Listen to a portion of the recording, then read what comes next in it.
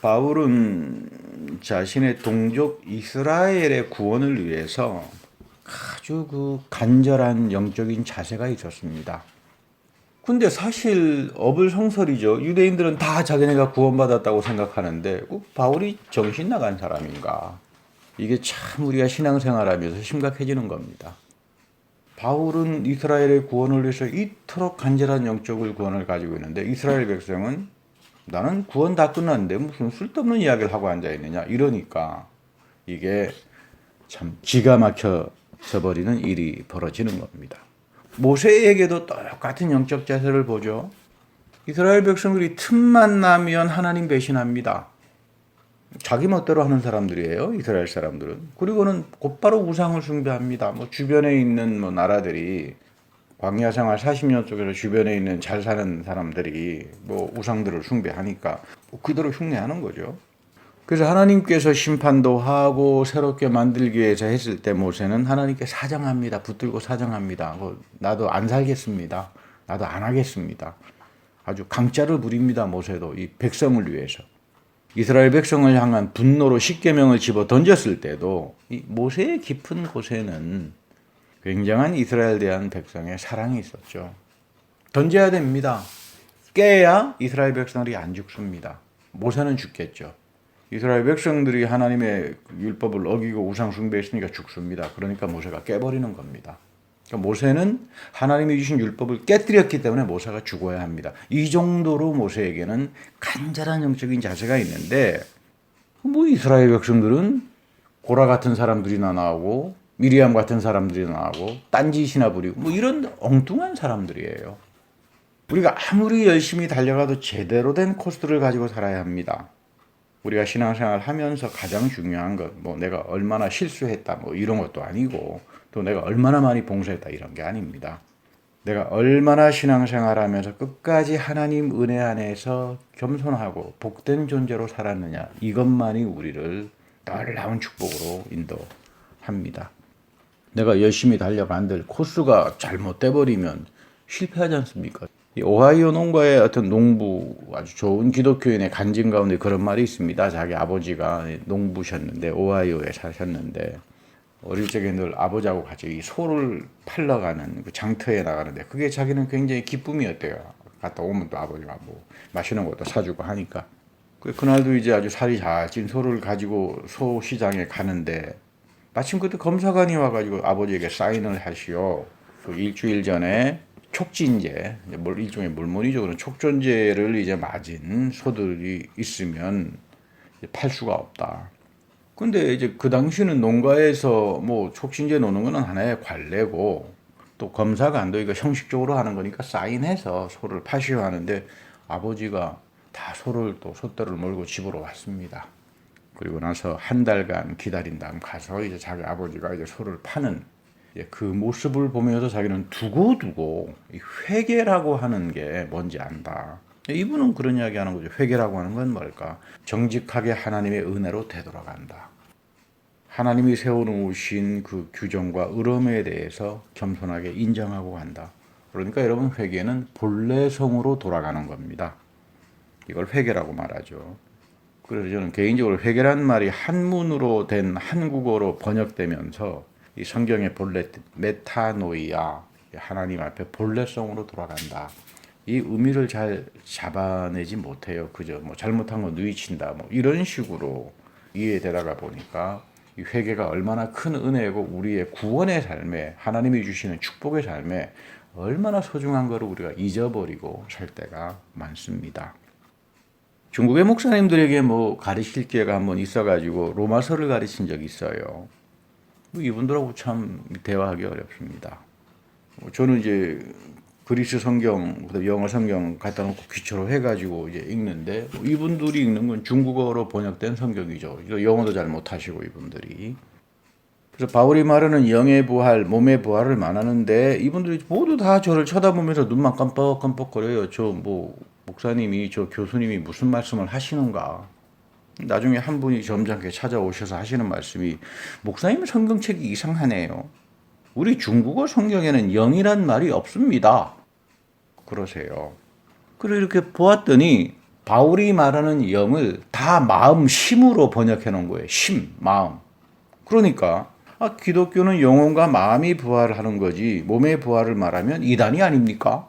그래서 제가 이단 되는 건 상관없습니다. 근데 바울 보고 이단이라고 하면 당신은 중국 공산당이냐 아니면 당신 정체는 뭐냐 제가 그렇게 물어본 적이 있습니다. 여러분 사람이 이렇게 우물 속에 갇혀 있게 되면요 이거 참 어려워져요. 안 보입니다. 안 보여. 근데 우물 속에 갇혀가지고 보는 걸 전부 절대 진리라고 여기면 이거 참 어렵지 않겠습니까? 이 바울이 이스라엘을 향한 그 마음의 아픔도 여기에 있고 모세가 이스라엘 백성을 향한 마음의 아픔도 여기에 있는 겁니다. 그래서 여러분 회개는 이스라엘 백성이 안 합니다. 바울이 하고 모세가 해요. 예언자들이 회개를 합니다. 그래서 저도 항상 주님 저에게도 회개하는 영을 허락해 주십시오. 늘 그런 기도를 합니다만은 여러분들에게도 이런 그 성령의 그 은혜가 항상 있어야 이 어려운 정말 이 죽음과 재앙과 지금 너무 심각하잖아요. 지금 이 상태가 생명도 유지가 되고 내 가족과 직장과 하는 비즈니스들이 하나님께서 잘 지켜주십니다.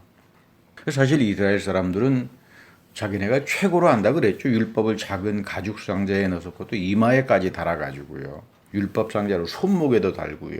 문설주에도 달고요. 누우면 천정에도 달고요. 아예 그냥 율법을 그냥 몸에 지니고 살았습니다. 그러다가 율법 하나 어기면 염소나 양을 한 마리 잡아서 번제단에 가서 속죄를 드리고요.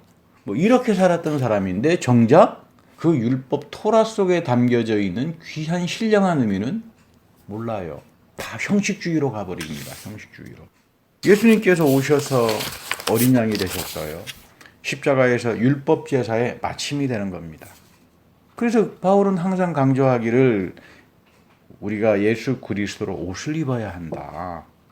이것이 표현되는 게 세례고 성만찬이고 그러니까 이거 소중하게 여겨라. 우리가 그리스도의 옷을 입어야만 하나님께서 우리를 용서하신다.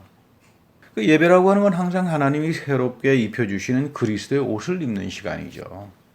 이 안에서만 하나님이 주시는 안식의 축복을 우리가 얻을 수 있는 거죠.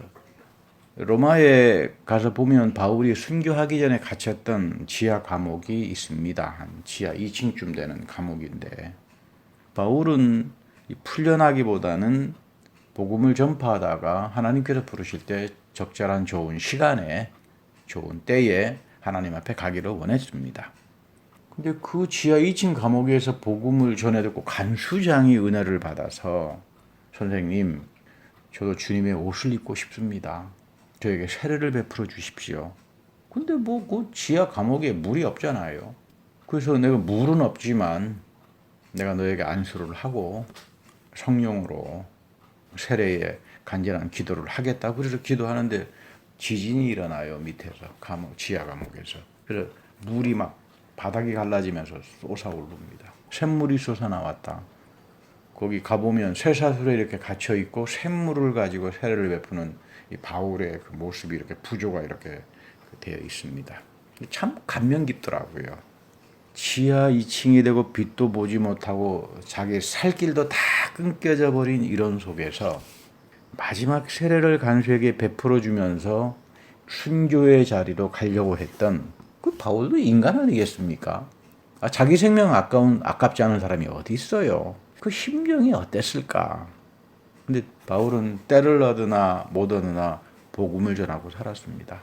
그리스도가 명령한 세례, 성만찬, 상별 신실하게 지키면서 하나님 앞에서 주신 자기의 소명, 복음에 적합한 제사장의 일을 잘 하다가 그는 영원히 몸의 부활을 통해서 영원한 생명을 누리고 있습니다.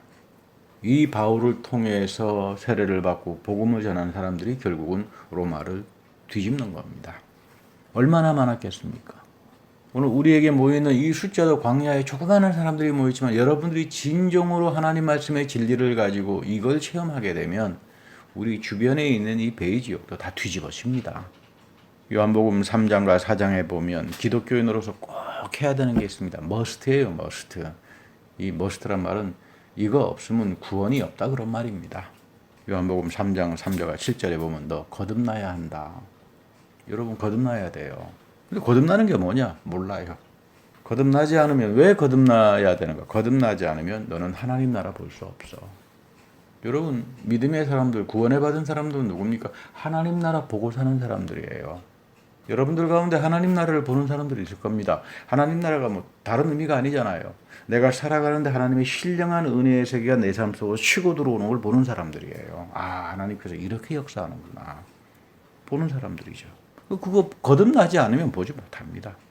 근데 예수님께서 그러시죠. 거듭나는 건 물과 성령으로 다시 태어나는 거다. 물과 성령으로 다시 태어나는 거다. 그래야 하나님 나라에 들어갈 수 있다. 그러니까 여러분 거듭나지 않으면 하나님 나라 들어가지 못하죠. 구원받지 못하죠. 굉장히 중요한 말씀이고 깊이가 참 심오하지만 많은 분들이 오해합니다. 아니, 난 뭐 세례도 받았고 성령도 체험했으니까 거듭났으니까 죽어서 구원받겠구나. 지금 예수님이 이런 말 하시는 거 아니에요. 육으로 난 것은 육이요, 영으로 난 것은 영이다. 이건 무슨 말일까? 그 본문을 제가 써놨습니다만은 육으로 난 것은 육이요, 영으로 난 것은 영이다. 이거 굉장히 어렵고 심오한 말입니다. 이거 우리 원전을 읽어보면요. 육은 육만 낳는다 이런 말이에요. 너가 육적으로 생각하면 육적인 것밖에 안 나. 이런 말이에요. 그러나 영은 영을 낳는다. 하나님은 영이시니까 너가 육적인 생각을 가지고 오게 되면 육적인 것만 낳는다 이 말이에요. 착각하지 말라 이 말입니다. 육적인 생각을 가지고 영적인 세계를 가늠하지 못합니다. 니고데모가 이 말을 알아듣지 못한 거죠. 예수님의 영적인 말에 육적으로 대답한 대표입니다. 이 사람 바리새파잖아요. 당대 최고의 지식인이잖아요. 당대 최고의 지식인인 말씀을 안다는 니고데모의 수준이 이 정도밖에 안 됩니다. 또 예수님이 답변이 이렇죠. 어머니 뱃속에 다시 어떻게 들어갑니까? 그게 아니다. 성령은 자유로운 분이다. 성령은 원하는 곳에서 분다. 이 말은요. 성령은 절대로 인간이 소유하지 못합니다. 여러분 이거 반드시 알아야 됩니다. 성령은 누가 여러분 바람을 소유하는 사람이 있습니까? 성령은 절대로 사람이 소유하지 못합니다. 성령을 소유한다고 말하다면 그 사람은 사기꾼이에요. 예수님께서 그런 말을 해요. 성령은 자유로우신 분이다. 불고 싶은 대로 간다. 성령이 여러분들에게 오면, 나에게 오면 나를 자유롭게 만들어요. 이 나에게 자유가 오기 시작하면 자원하는 심령이 주어집니다. 마음밭이 일구어진다고요. 그리고 스스로 순종하고 싶어요. 하나님 말씀이 믿어지니까. 근데 이런 일은 내가 세상 떠나 하나님 앞에 갈 때까지 이어지는 겁니다. 성령은 자유롭게 바람처럼 나에게 와서 그러면서 저를 평생 죽을 때까지 나를 자유한 사람으로 그래서 그리스도의 그 형상의 회복을 하게 해주는 그런 역사를 한다. 그 말입니다. 신앙생활 하다가 넘어지기도 할 겁니다. 상처를 입기도 할 겁니다. 내가 말씀과 성령을 사모하지 않으니까 육적인 자기 생각을 가지고 영적인 세계를 가늠하려 그러니까 이거 여러분 어려운 거죠. 여러분 교회 일 안에는 세속적인 거 하나도 없어요. 우리 교회 안에서도 헌금하지만 돈이란 말 잘 안 쓰잖아요. 속되다고. 교회 안에는 모든 건 다 거룩한 겁니다. 그러니까 피아노조차도 악기조차도 성별을 하고 거룩하게 쓰여지지 세속적으로 절대 쓰지 않습니다. 그래서 저는 우리 교단도 그렇지만 우리 미국 교회 참 잔 목사님이 좋은 게 당신은 왜 드럼을 안 갖다 놓느냐 그랬더니 그런 세속적인 그런 그 기고 쓰는 거 아니다 예배 속에. 그래서 참 내가 속으로 나이도 같고 친구지만 존경을 하게 됐습니다. 그러니까 여러분 가장 중요한 게 뭘까요? 항상 내 영이 영적인 걸 쫓아가야 되는 거죠. 이게 하려면 메타노이아, 본래성으로 항상 돌아가서 회개가 일어나야 돼요. 아, 내가 성령을 소유하는 것이 아니라 나의 영이 그리고 마음과 생각이 나에게 항상 자유를 주시는 성령에 붙들리는 거로구나. 붙들리는 거로구나. 그러니까 우리가 사모할 수밖에 없죠. 이런 사람들은 어떤 날벼락이 쳐도 뭐 바이러스로 인해서 죽어간다 된다 하더라도 다 이겨내는 넉넉한 영적인 능력을 하나님이 주시는 거예요. 그 여러분들이 그런 분들 아닙니까? 성령이 교회를 지배하고 나의 영혼을 지배하기 시작하면 여러분 어떤 일이 벌어지냐면요. 하나님 나라가 보이기 시작해요. 하나님 나라가 보입니다. 여러분 이거 사모하는 사람들이 진짜입니다. 이 사람들이 진짜 구원받은 사람들이죠. 하나님은 항상 그분의 나라를 가지고 있어요. 이상하죠? 하나님은 그분의 나라를 가지고 있습니다. 우리가 사는 나라가 아닙니다. 하나님이 가지고 있는 나라. 이거 우리 히브리 말로 마콤이라고 그러죠. 이 마콤이 우리 내 삶에 들어온다. 그러면 나는 기업인이 되는 거예요. 하나님의 나라를 상속하는 사람으로 살아가는데 이것이 말씀과 성령으로 항상 거듭나는 사람들에게 주어지는 최고의 축복이죠. 여러분 이 축복 사모해야 됩니다. 여러분 모두가 하나님의 나라를 보고 하나님의 그 위대한 나라가 여러분들의 삶 속에서 이어지고 상속되는 그런 귀한 분이 되기를 축복합니다. 그러려면 우리가 하나님 앞에서 신령과 진정으로 예배를 드리는 훈련들을 해야 돼요. 하나님은 영이시기 때문에 영과 진정으로 진실로 예배해야 합니다. 여기서 말하는 영으로 드린다는 것은 내 안에 있는 영이에요. 내 안에 있는 영. 신앙의 경지가 깊지 않으면 자신의 영을 알지 못합니다. 가장 내밀한 곳에 나의 영이 있고 죽지 않습니다. 하나님이 불어넣어 주셨고 하나님이 가져갑니다. 내가 죽을 때. 하나님이 가장 그리워하는 게 내 몸도 아니고 내 생각도 아니고 내 안에 하나님이 창조할 때 불어넣어 주셨던 그 영이에요. 하나님이 이 영을 사랑하죠. 왜냐하면 성령이 이 안에 오셔서 나를 하나님의 나라를 보게 하는 그 놀라운 축복을 하고 싶은데 이 영이 그냥 딱 잠겨 있고 뭐 내 영이 있나 없나 뭐 세속주의에 완전히 빠져가지고 주술주의에 완전히 빠져가지고 내 영이 각성이 되지도 않으면은 참 하나님께서 한탄하지 않겠습니까? 하나님이 가장 그리워하는 게 나의 영이다. 주님께서 가장 그리워하는 나의 영을 깨워주십시오. 난 잘 모르겠습니다. 나의 영을. 이 영의 내 몸에 부활을 입고 영원한 생명을 사는데 이 영이 살아나야 내가 지금 하나님의 나라, 하나님의 상속자로 살 수 있는데 여러분 기도 많이 한다 그래서 여러분들의 영이 열리는 줄 아십니까? 천만의 말씀이요. 여러분들이 성경 많이 읽는다고 해서 열리는 줄 아십니까? 천만의 말씀이요. 안 열립니다. 나의 영이 열릴 때는요. 하나님 앞에서 영이 가난한 사람으로 설 때만 열립니다. 심령이 가난한 자는 복이 있나니 그 원래 뜻이 영이 가난한 자는 복이 있다. 너희들이 하나님을 볼 것이다. 그 이야기입니다. 하나님은 영과 진리로 이 예배를 나와서 하나님 난 영이 가난한 사람으로 주님께 예배 드립니다. 이런 사람을 찾으신다 이 말이에요. 하나님은 영이시니까 우리에게 성령으로 오시죠. 하나님의 성령을 인격적으로 체험하는 것은 나의 가난한 영밖에 없어요. 나는 흙에서 왔으니까 흙으로 돌아갈 겁니다. 이런 사람들은 나는 결국 흙으로 가는구나. 그러나 이 영은 사는구나 영원히. 이 영에 내 몸에 부활이 입히는구나. 이거 아는 사람들은 하나님 앞에 겸손할 수밖에 없죠. 그 세속적인 게 그렇게 탐욕이 돼가지고 그 세상에 나가서 권력을 누리려고 그러고 만몬에 빠지고 주술에 빠지고 이럴 필요가 없잖아요. 아버지 하나님이 다 알아서 해주신데 이런 사람들에게 이 드러나는 그 신령한 축복들이 있는데 그래서 여러분 기독교를 자유의 종교라고 말을 해요. 그런데 요즘 세상은 교회가 탐욕의 장소가 되어버렸습니다. 교인들은 세상적인 권력이나 돈을 가장 사랑하는 집단으로 변해갔습니다. 여기에 성령의 역사는 없습니다. 영과 진정으로 드려지는 예배는 하나님이 명령하고 약속한 그 하나님의 명령과 약속을 지키는 예배예요. 이러한 예배를 하나님이 찾으시고 향으로 받으시고 그리고 이 예배에 약속하신 그 엄청난 축복을 여러분들에게 부어주시는 거죠. 이거 여러분 그러니까 예배의 의미를 잘 알고 우리가 예배를 드려야 합니다. 하나님은 약속과 말씀대로 움직이시는 분이지 거기에 순종하지 않은 안에 있어서 절대로 우리는 하나님을 함부로 부리지 못합니다. 바이러스를 통해서 지금 하나님은 이런 예배, 잘못된 예배 심판하지 않았나요? 아직도 지금 하나님께서 이 경건하지 못하고 잘못 드려졌던 예배, 세속주의로 가득 차 있던 예배를 하나님이 심판했다는 것도 모르고 지금 정신 나간 일들을 하고 있는 겁니다. 교회가. 예배, 리트루기야 하나님이 약속한 거다. 그 명령을 지키는 거다. 성경에서 예배는 레위기나 히브리서에서 하나님의 명령을 지키는 거잖아요. 왜 하나님은 인간이 멋대로 예배 드리지 않도록 그렇게 귀찮게 이런 조항 저런 조항 따져가면서 세심히 정하시는가? 간단합니다. 너희들이 멋대로 예배 드리면 거기에는 죄사함이 없어. 그 이야기입니다. 여러분 죄사함이 없는 예배라고 하는 게 무슨 의미가 있겠어요? 죄사함 때문에 예배가 있는 거죠.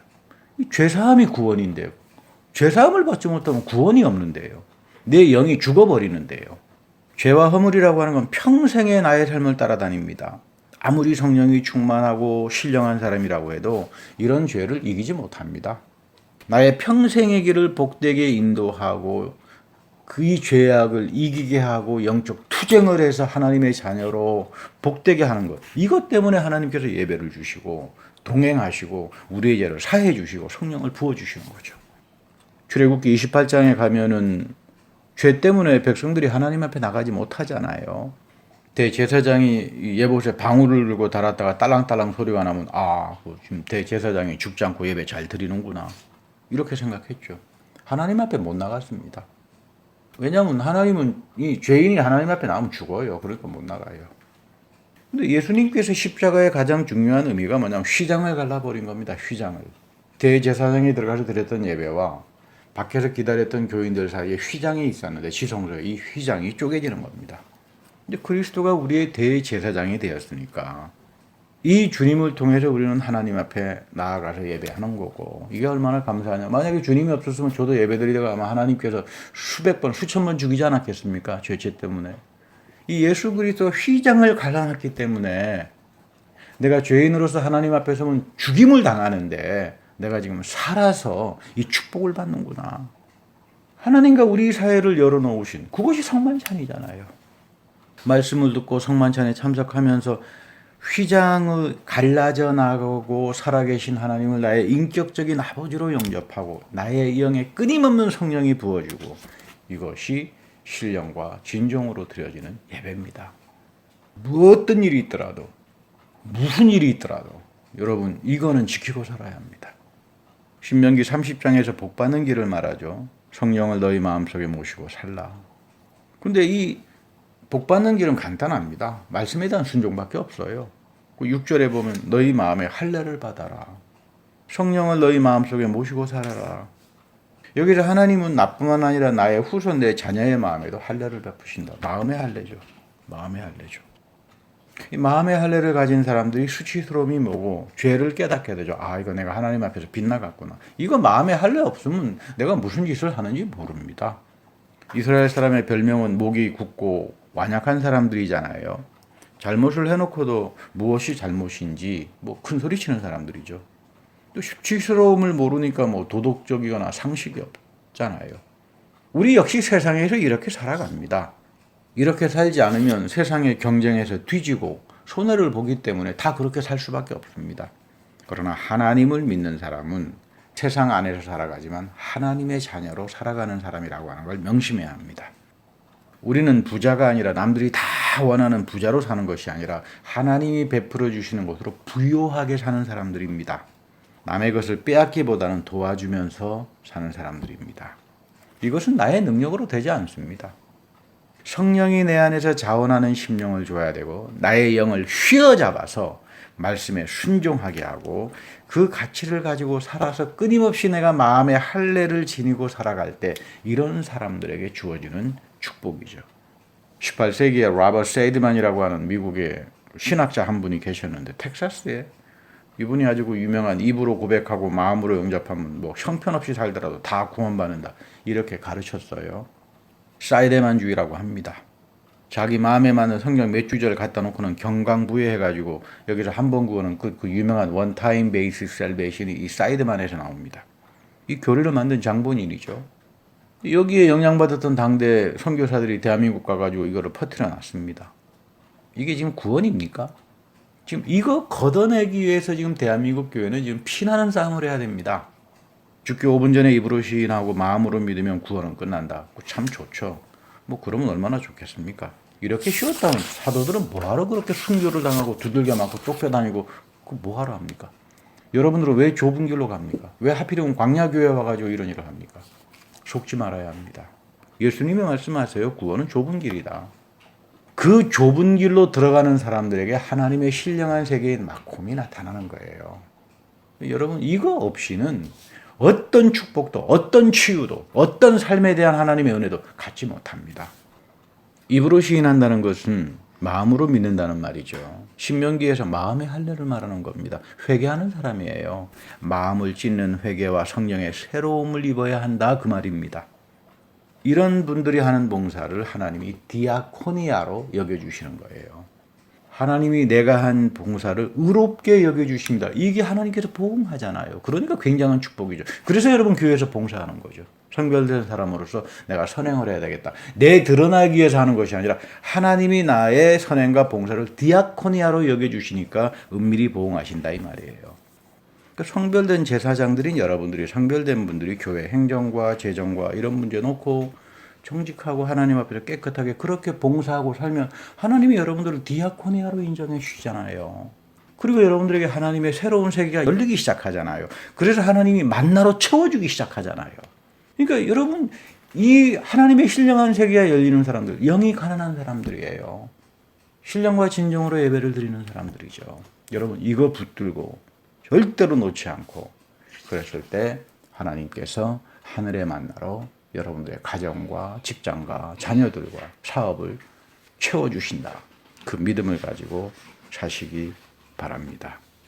며칠 전에 어떤 분이 한국 사회의 그 패러디한 글이 뭐 돌아다닌다 그래서 저에게도 카톡으로 보내주셔서 읽고는 한참 웃기도 하고 참 어이가 없어서 많은 생각을 했습니다. 그 글에 보니까 여기에 이런 글귀가 나오더라고요. 하나님, 우리가 얼마나 서로 거짓과 막말들을 했으면 주둥이를 마스크로 틀어막고 살라고 하십니까? 뭐 이런 기도가 있더라고요. 하나님, 우리가 얼마나 주님의 교회를 좌파, 우파, 대파, 쪽파, 양파로 나눴으면 하나님께서 교회에 이런 혹독한 심판을 하십니까?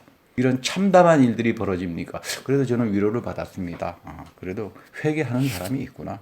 교회의 문제가 뭔지를 알고 있구나.